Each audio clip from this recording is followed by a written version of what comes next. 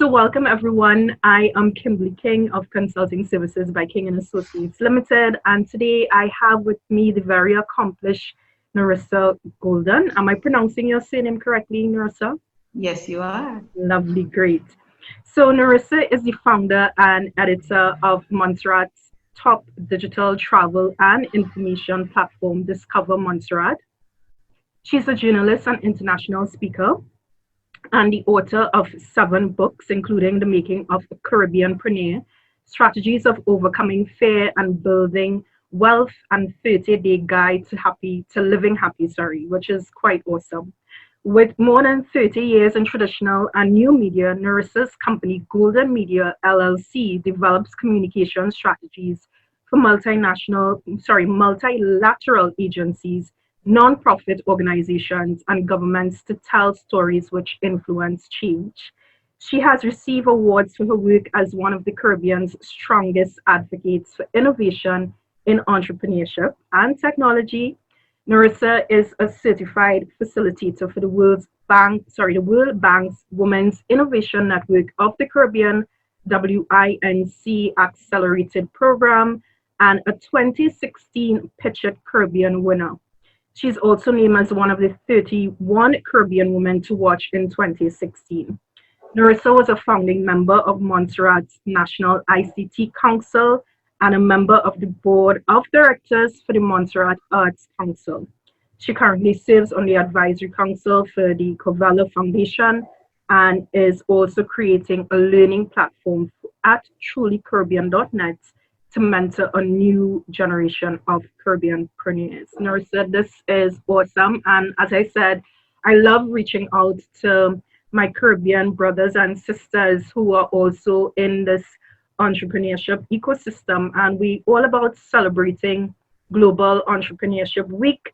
And that is really a great segue in not only introducing you, but telling us about what it is you do, especially with your learning platform for Caribbeanpreneurs and how that has really contributed to the entrepreneurial ecosystem in Montserrat.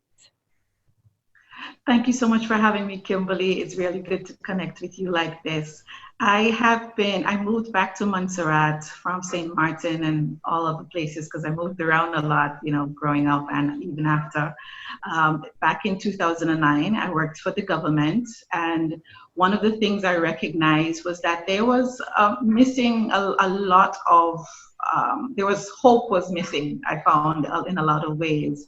And that because everybody was thinking about, it's time to leave. Everybody wanted to leave, and the young people were especially all aspiring to leave the island to go to the UK or the US. And I recognized not everyone was going to have that opportunity, but also there was great potential in Montserrat. And I thought I could do something towards, contributing to that, knowing how entrepreneurship has literally saved my life time and time again. I wanted to really give people that.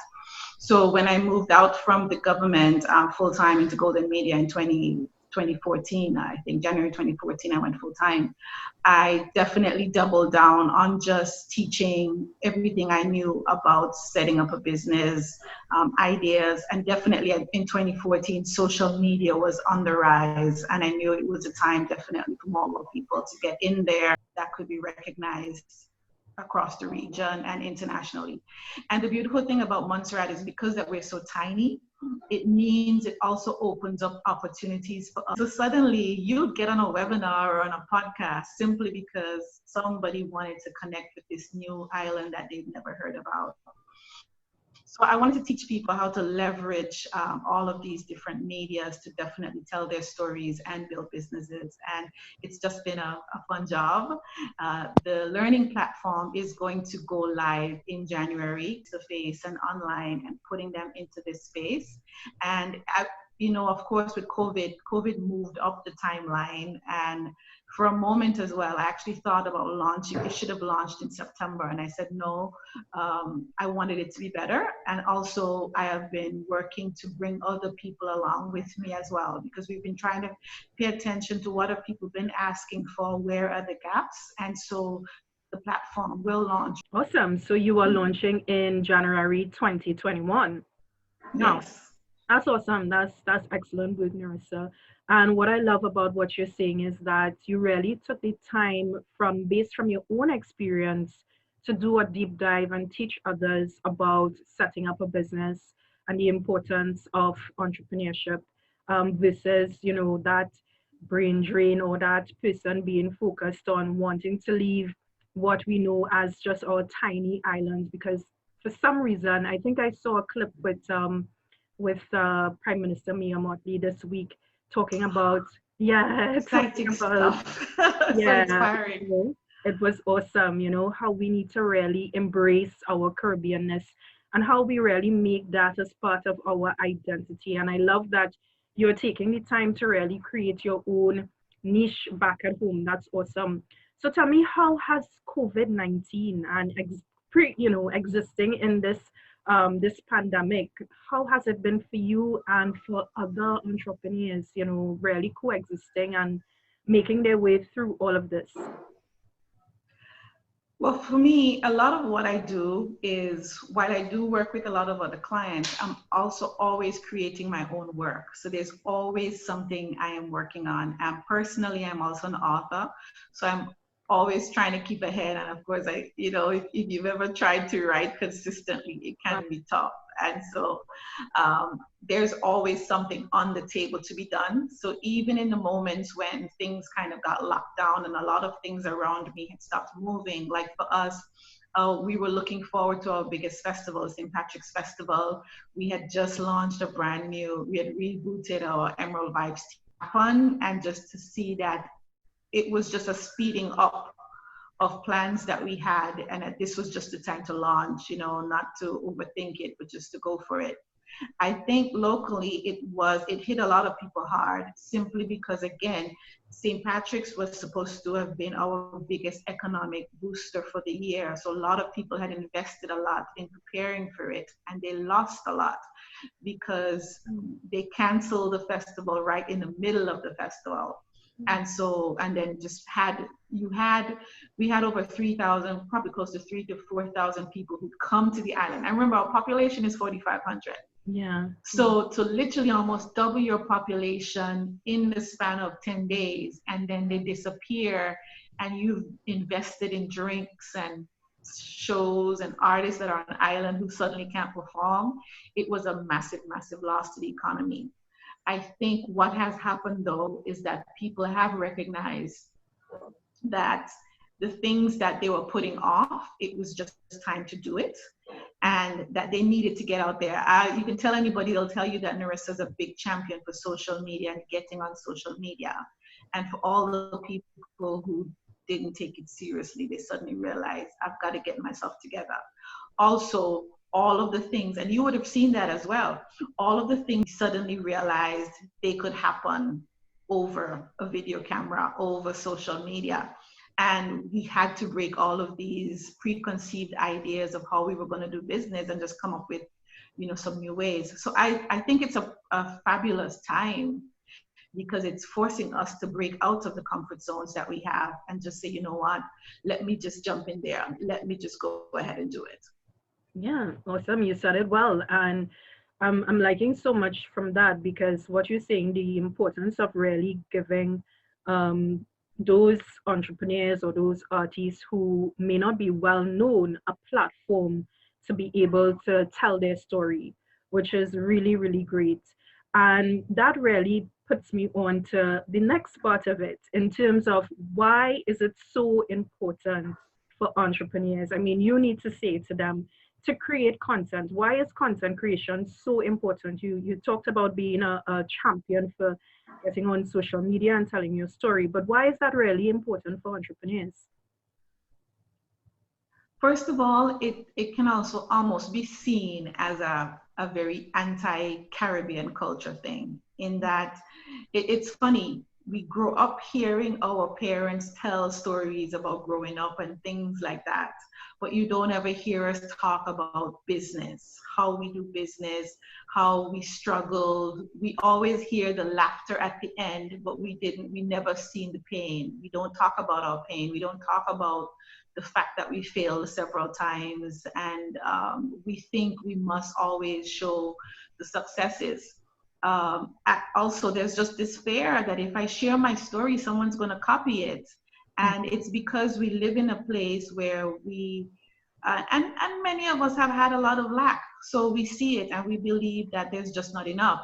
So Kimberly, technically you're my competition, although you're in Trinidad, because we're both in the same space.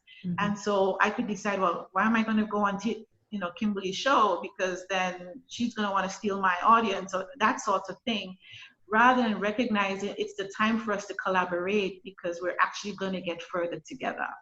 So it's a shifting of, or maybe a return to the things that we did and we remember, where our parents and our grandparents told us stories.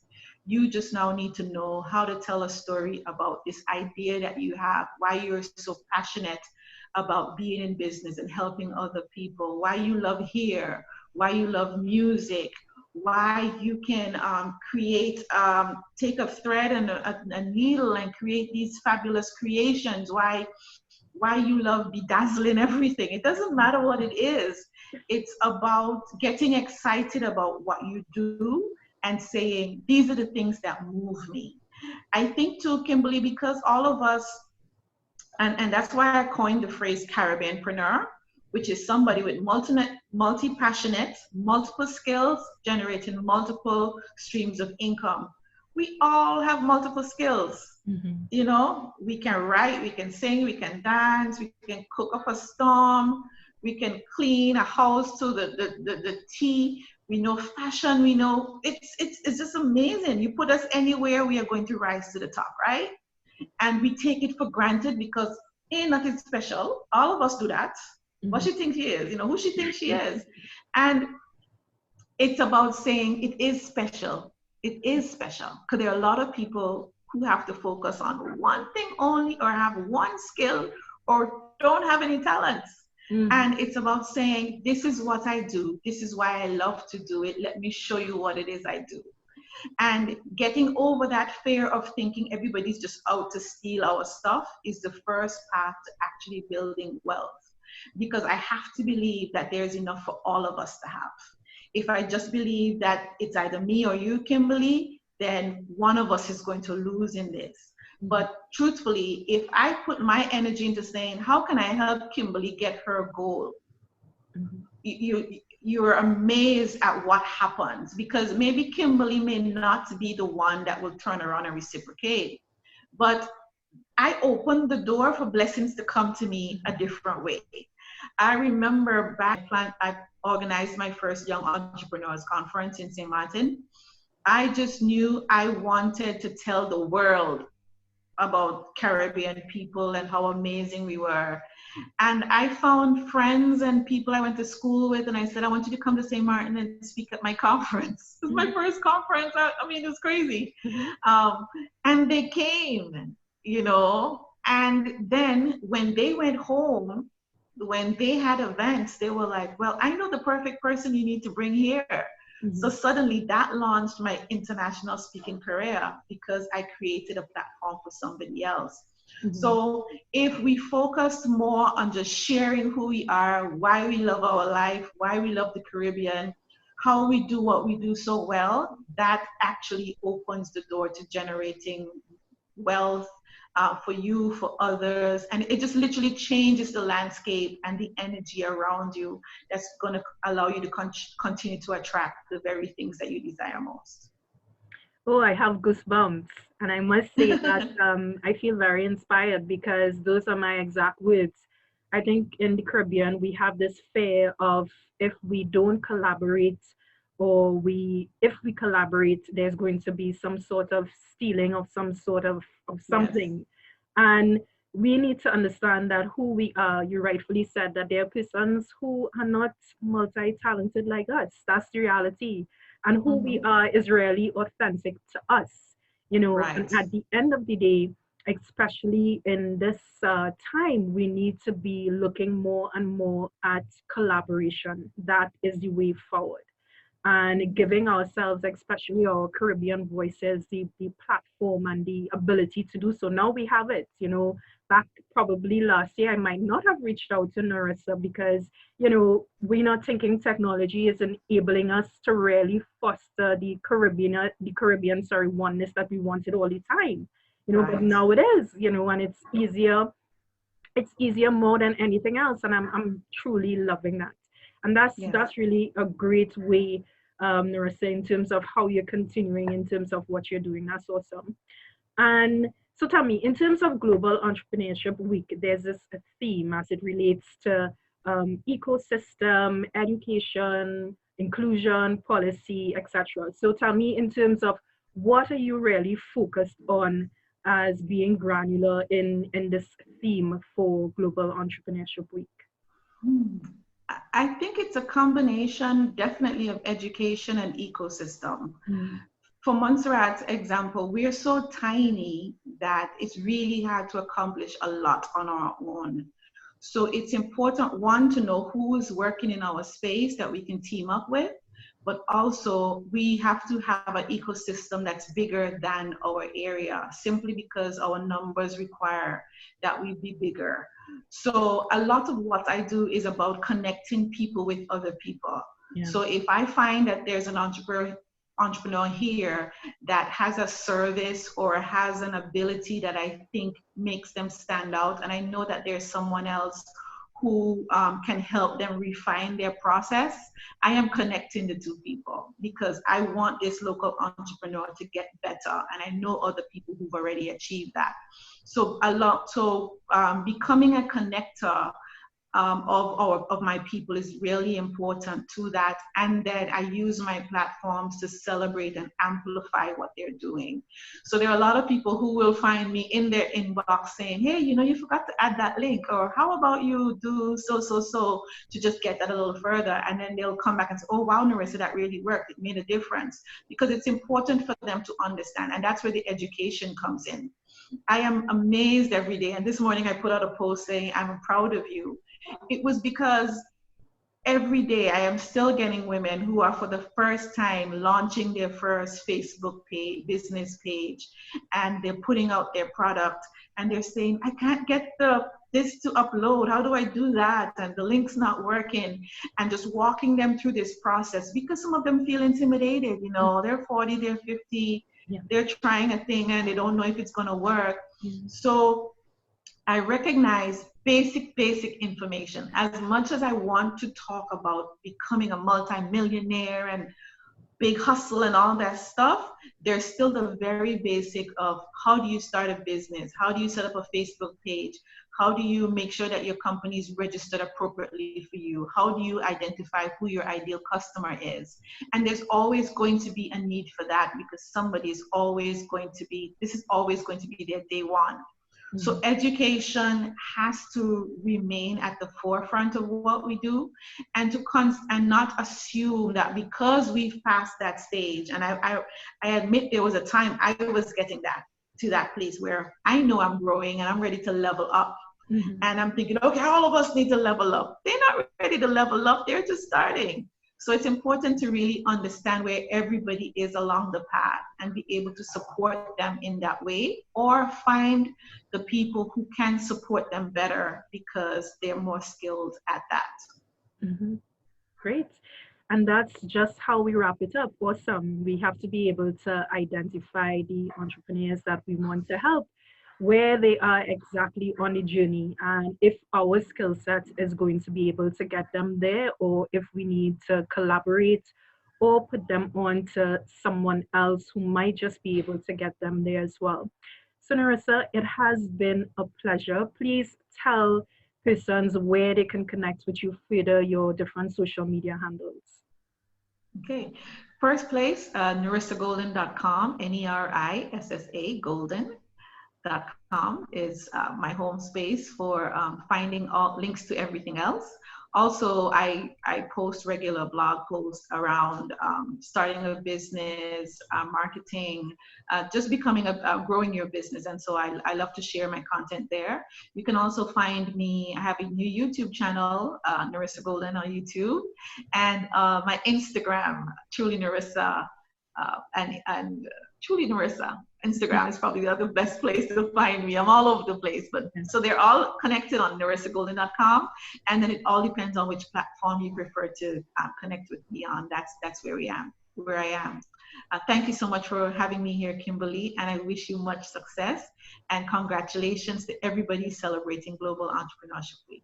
Awesome. Thanks so much. And I am Kimberly King of Consulting Services by King & Associates Limited, www.kingandassociatestt.com. So we're celebrating Global Entrepreneurship Week. And thanks again, Nerissa. It has been a pleasure. Take care. Thank you, Kimberly.